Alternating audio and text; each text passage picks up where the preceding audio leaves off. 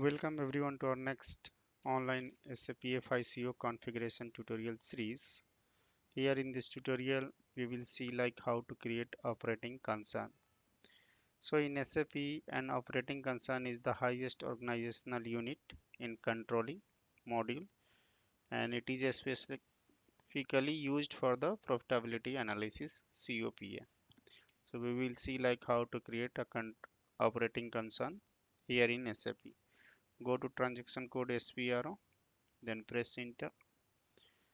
Go to reference ing, implementation guide, then in enterprise structure, then definition, go to controlling, and here create operating concern.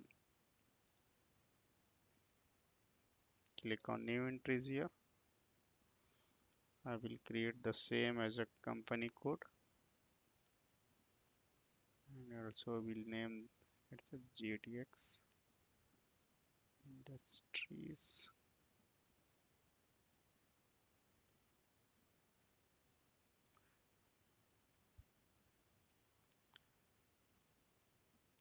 Then after click on save. Okay. Now you can see here your operating concern has been created.